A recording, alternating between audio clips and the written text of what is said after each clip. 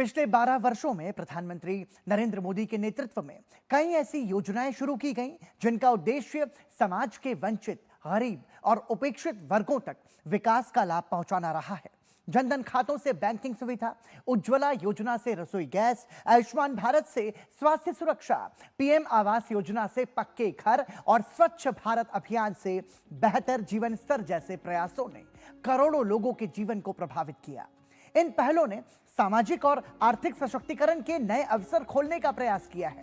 Content creator हव्य पंड्या अपने इस वीडियो में बता रहे हैं कि कैसे केंद्र सरकार की योजनाओं ने पिछले 12 वर्षों में बदला समाज के वंचित वर्ग के लोगों का जीवन।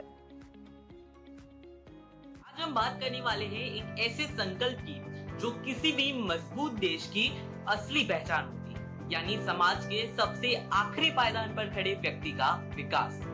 पिछले 12 सालों में भारत ने विकास की कई ऊंचाइयों को छुआ, लेकिन इस पूरी यात्रा का सबसे खूबसूरत विजन रहा है सबका साथ सबका विकास। आज हम विस्तार से जानेंगे कि कैसे मोदी सरकार के नेतृत्व में पिछले 12 वर्षों में वंचितों का सशक्तिकरण कर उन लोगों को मुख्य धारा में लाया गया है जिन्हें पहले उनके हाल पर छोड़ दिया गया। चलिए बिना किसी देरी के सीधे आंकड़ों और जमीनी हकीकत पर आते हैं। बजट की प्राथमिकता और पारंपरिक हुनर को सम्मान। सबसे पहले बात करते हैं देश की प्राथमिकताओं। केंद्रीय बजट के प्रमुख स्तंभ यानी सप्तऋषि में वंचितों को एक प्रमुख आधार माना गया था ताकि देश का विकास समावेशी हो सके और हर वर्ग तक पहुंचे। इसी सोच के साथ शुरू की गई पीएम विश्वकर्मा योजना, जो हमारे पारंपरिक कारीगरों और शिल्पकार जैसे बढ़ई, लोहार, कुम्हार को न सिर्फ आर्थिक सहायता देती है बल्कि उन्हें आधुनिक ट्रेनिंग और सीधे बाजारों तक पहुंच भी प्रदान करती है। कहीं दूसरी तरफ सीवर और सेप्टिक टैंक को साफ करने वाले कर्मियों और कचरा बीनने वाले वेस्ट पिकर की सुरक्षा और सम्मान सुनिश्चित करने के लिए नमस्ते योजना चलाई जा रही है, जिसके तहत उन्हें सुरक्षा किट और आयुष्मान कार्ड से जोड़ा जा रहा है। इसी के साथ ही देश के उन सबसे पिछड़े जिलों को विकास की दौड़ में आगे लाने के लिए आकांक्षी जिला कार्यक्रम चलाया गया, जो दशकों से बुनियादी सुविधाओं के लिए तरस रहे थे।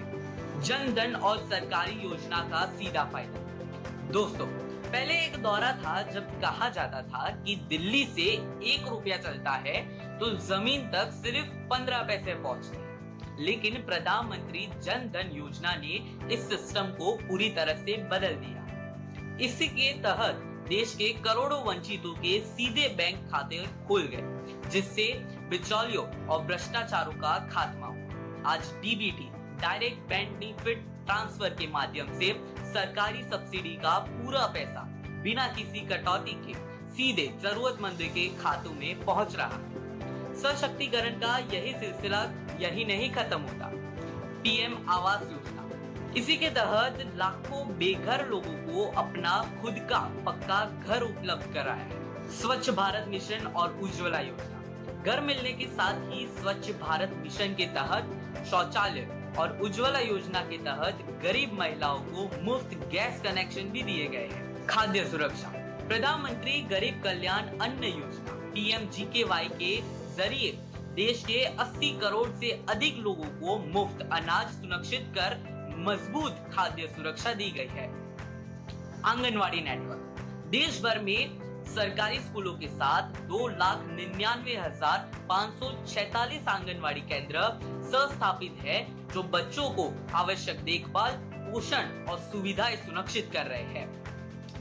रेहड़ी पटरी विक्रेताओं को मजबूत सहारा, शहरों में सड़कों पर और पटरियों पर दुकान लगाने वाले हमारे भाई बहनों को पहले साहूकारों के चक्रव्यूह में फंसना पड़ता था, लेकिन पुनर्गठित पीएम स्वनिधि योजना के आने से अब चीजें बदल चुकी हैं। इस योजना के अंतर्गत लक्ष्य 1.15 करोड़ रेहड़ी पटरी विक्रेताओं को लाभान्वित करने का है, जिसमें 50 लाख नए लाभार्थी शामिल किए जा रहे हैं।